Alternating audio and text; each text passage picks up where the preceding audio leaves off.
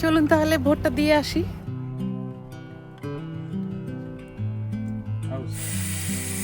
দিয়ে দিলাম ভোট। এই যে অনেকেই যাচ্ছে ভোট দিতে। ডাইনোসরের ডিম খাবে তুমি? তুমি কাকে ভোট দেবে লিয়ানা?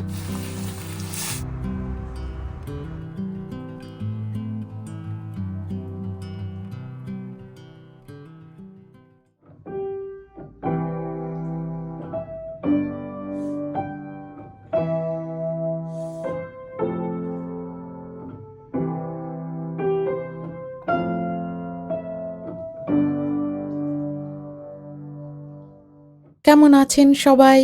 আশা করি যে যেখান থেকেই দেখছেন সবাই খুব ভালো আর সুস্থ আছেন। আমি ক্যামেলিয়া, লন্ডনে বাঙালির জীবনে আপনাদের স্বাগত জানিয়ে শুরু করছি আরও একটা নতুন পর্ব। আজ ৭ই মে। আমার সবজির চারাগুলো এখনো ঘরের মধ্যেই বড় হচ্ছে। খুব তাড়াতাড়ি ঠান্ডাটা যখন আরও একটু কমবে, ওদের বাইরে বের করে দেব। আজ আমার অফিস থেকে ছুটি নেওয়া আছে, তাই কাজের চাপটা সকালবেলা একটু কম। লিয়ানা তাহির দুজনেই চলে গেছে। ভাবছি সারা দিনে এই গাছগুলোর একটু যত্ন নেব আর টুকিটাকি বাড়ির কাজ সারব। আজ ইংল্যান্ডে একটি বিশেষ দিন। আজ এখানে ভোট। আমাদের দেশের মতোই ইংল্যান্ডে বিভিন্ন ধরনের ইলেকশন হয়। তার মধ্যে জেনারেল ইলেকশন আছে, লোকাল কাউন্সিল ইলেকশন আছে, আবার অনেক শহরে মেয়র ইলেকশনও হয়। আজ এখানে দেশ জুড়ে হচ্ছে লোকাল কাউন্সিল ইলেকশন, মানে আমাদের দেশের হিসেবে বলতে পারেন অনেকটা পঞ্চায়েত ভোটের মতো।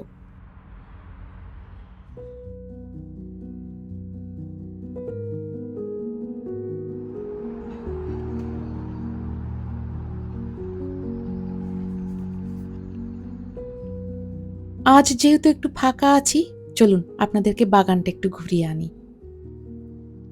জেনারেল ইলেকশন এখানে সাধারণত ৫ বছর অন্তর হয়, আর লোকাল কাউন্সিল ইলেকশন হয় ৪ বছর অন্তর।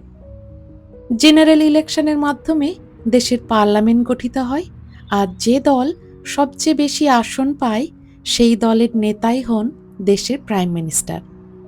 আর লোকাল কাউন্সিল ইলেকশনের মাধ্যমে নির্বাচিত হন এলাকার কাউন্সিলর, মানে বলতে পারেন ঠিক যেন পঞ্চায়েত প্রধানের মতো।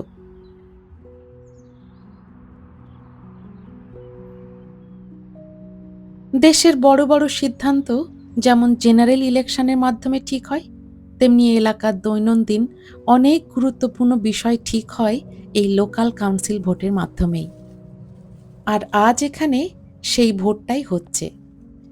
লোকাল কাউন্সিলর এলাকার বাজেট পরিচালনা করেন, লোকাল ট্যাক্স কত হবে সেটা ঠিক করেন, আর এলাকার কোন কাজগুলোকে আগে গুরুত্ব দেবেন সেটাও সিদ্ধান্ত নেন।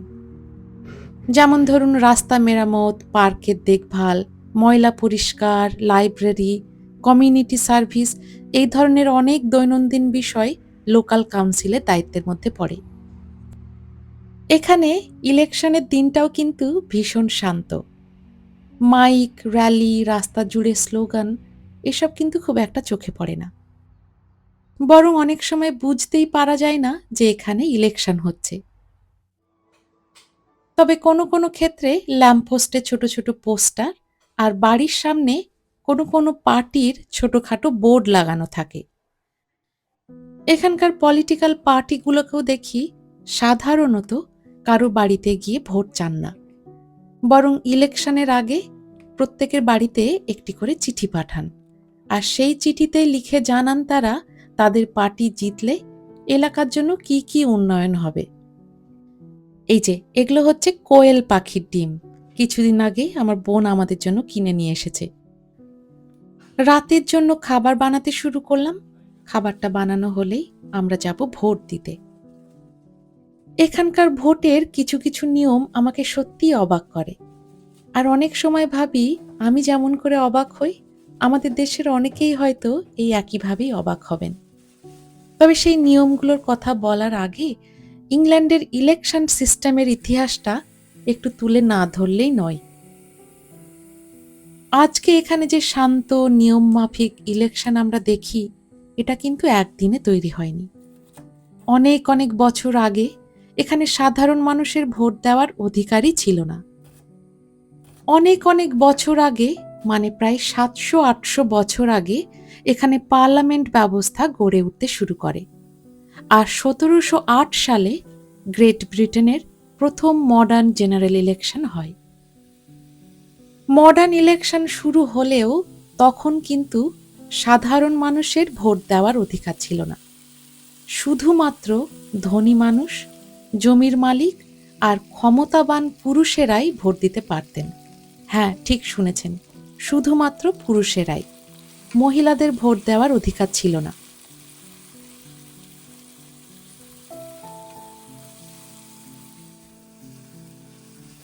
তারপর ধীরে ধীরে নিয়ম বদলাতে থাকে। 1832 সালের রিফর্ম অ্যাক্টের মাধ্যমে সাধারণ মানুষরা ভোট দেওয়ার অধিকার পান। এরপর নিয়ম আরও বদলায়। 1918 সালে প্রথমবার মহিলাদের ভোট দেওয়ার অধিকার দেওয়া হয়। তবে তখনও কিন্তু সব মহিলারা ভোট দেওয়ার সুযোগ পেতেন না। অবশেষে 1928 সালে নারী আর পুরুষ সমান ভোটের অধিকার পায়। ভাবতে অবাক লাগে, তাই না? আজকে যেটাকে আমরা খুব স্বাভাবিকভাবে ধরে নিই, সেটার পেছনেও কত বছরের পরিবর্তন আর সংগ্রামের ইতিহাস আছে, জানলেই অবাক লাগে। এই যে এই সবজিটা দেখছেন, একে বলে আর্টিচোক। এই আর্টিচোকটা খেতে খানিকটা আমাদের ডাঁটার মতো। সজনে ডাঁটা যেমন করে চিবিয়ে চিবিয়ে খেতে হয়, এই আর্টিচোক একেও কিন্তু চিবিয়ে চিবিয়ে খেতে হয়। এর শ্বাসটা খেতে ভীষণ ভালো লাগে। তো এবার একটু আসি এখানকার ভোটের কিছু নিয়মের কথায়। আর শুরু করি সবচেয়ে সাধারণ প্রশ্নটা দিয়েই। এখানে ভোট কারা দিতে পারেন? অনেকেই হয়তো ভাবেন শুধুমাত্র এখানকার নাগরিকরাই ভোট দিতে পারেন। তবে মজার ব্যাপার হলো নিয়মটা একটু আলাদা। এখানকার নাগরিকরা ভোট তো দিতে পারেনই, কিন্তু তার সঙ্গে অন্য দেশেরও কিছু মানুষ কিন্তু এখানে ভোট দিতে পারেন। পৃথিবীর কমনওয়েলথ দেশগুলোর নাগরিক যদি এখানে রেসিডেন্ট পারমিট নিয়ে থাকেন, তাহলে তারা এখানকার নাগরিক না হলেও কিন্তু ভোট দিতে পারেন। ইন্ডিয়া, বাংলাদেশ, পাকিস্তান এগুলো কিন্তু কমনওয়েলথ দেশ। আর এই দেশের কেউ যদি এখানে রেসিডেন্ট পারমিট নিয়ে থাকেন, তাহলে কিন্তু উনি ভোট দিতে পারবেন। এই নিয়মের কথা যখন আমি প্রথম শুনেছিলাম, ভীষণ অবাক হয়েছিলাম। কারণ আমাদের দেশে তো শুধুমাত্র ভারতীয় নাগরিকরাই ভোট দিতে পারেন। আর আমি ধারণা করতাম নাগরিক না হলে সেই দেশে কিন্তু ভোট দেওয়া যায় না। তো সেই ভুলটা আমার এখানে এসে ভাঙে। আরও একটা নিয়ম যেটা আমাকে ভীষণ অবাক করেছিল, তা হলো বহু বহু বছর ধরে এখানে মানুষ কিন্তু ভোট দিতে যেত কোনো ডকুমেন্ট ছাড়াই।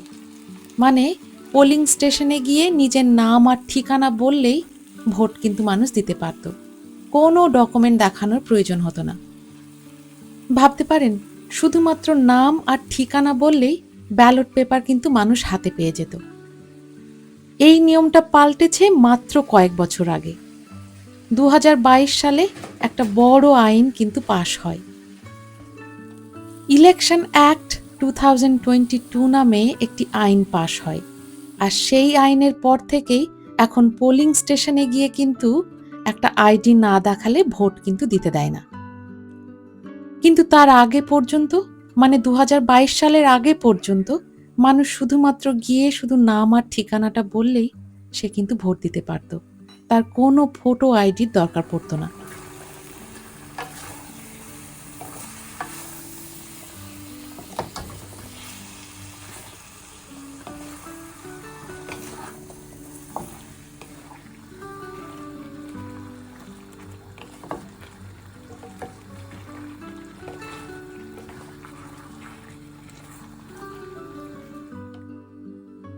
আমাদের দেশের সঙ্গে ইংল্যান্ডের ভোটের বড় বড় পার্থক্য যেমন কিছু আছে, তেমনি প্রচুর মিলও আছে। প্রথম দিকে আমি ভাবতাম এত মিল কোথা থেকে এলো। আসলে এর পেছনে বড় একটা ইতিহাস কিন্তু আছে। আমাদের দেশ যখন ব্রিটিশদের অধীনে ছিল ১৯৪৭ সাল পর্যন্ত, সেই সময় ইংল্যান্ডের নিজের দেশে কিন্তু যে শাসন ব্যবস্থা ছিল তা কিন্তু পার্লামেন্ট বেসড। সেটা কিন্তু ধীরে ধীরে আমাদের দেশেও চালু করা হয়। মানে ভোট দেওয়ার নিয়ম, পার্লামেন্টের স্ট্রাকচার এগুলো কিন্তু অনেকটাই ইংল্যান্ডের মতো করেই আমাদের দেশে গড়ে তোলা হয়। তারপর দেশ যখন স্বাধীন হয় তখন দেশের গণতন্ত্র কিন্তু অনেকটাই ইংল্যান্ডের আদলেই তৈরি করা হয়। আর সেখান থেকেই ভোট দেওয়ার নিয়মে অনেক মিল কিন্তু আমরা দেখতে পাই। দুটো দেশেই একই ধরনের ভোট সিস্টেম আছে, ফার্স্ট পাস্ট দ্য পোস্ট। মানে খুব সহজভাবে বললে যে ক্যান্ডিডেট সবচেয়ে বেশি ভোট পাবে সেই জিতবে।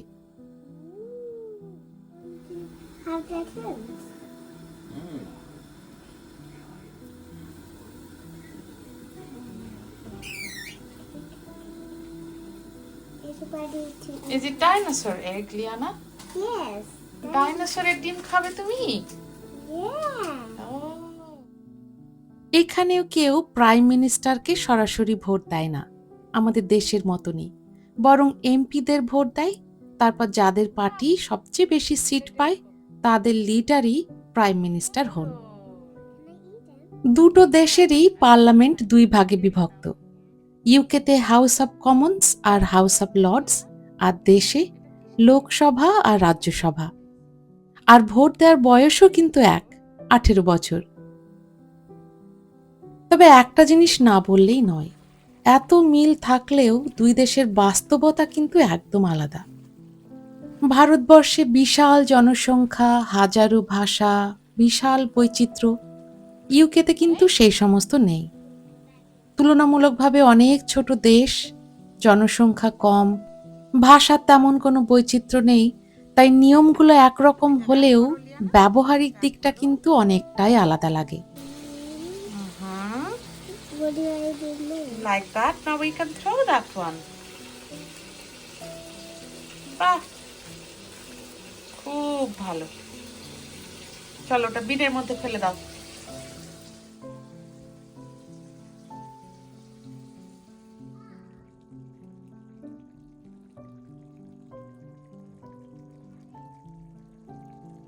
চলুন, রান্না বান্না মোটামুটি হয়ে গিয়েছে, এইবার ডিনার করে আমরা ভোট দিতে যাব।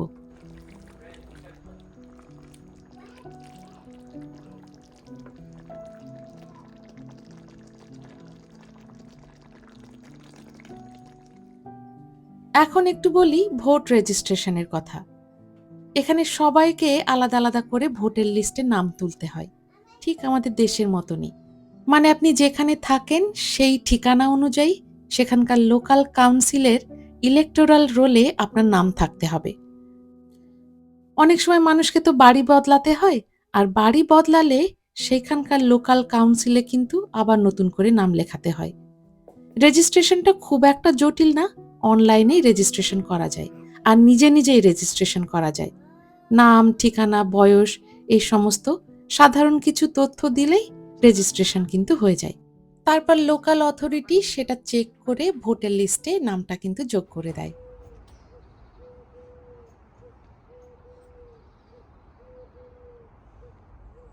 Have to move the car around there.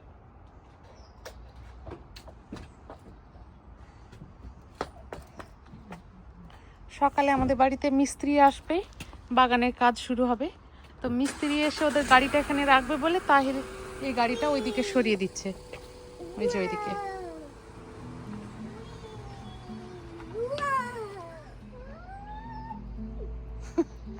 Liana, তুমি ভোট দেবে? তুমি ভোট দেবে Liana?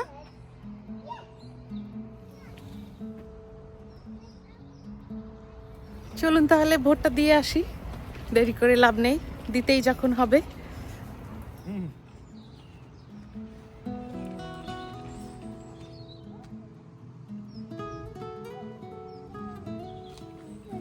Up to you, mummy. Liana, তুমি কাকে ভোট দেবে? তুমি কাকে ভোট দেবে Liana? Who do you want to vote? Elsa and Anna.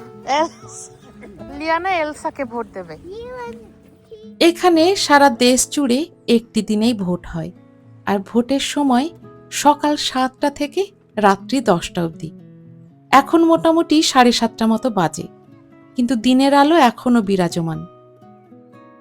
আমাদের দেশের মতনই এখানেও কিন্তু পোলিং স্টেশনগুলো বাড়ির খুব কাছাকাছি রাখা হয়। কাছাকাছি কোনো স্কুলে, কোনো কমিউনিটি হলে বা চার্চে এই পোলিং স্টেশনগুলো কিন্তু তৈরি করা হয়। আমাদেরটা পড়েছে একটা লোকাল চার্চে। চলুন, ওই যে সামনে পোলিং স্টেশন।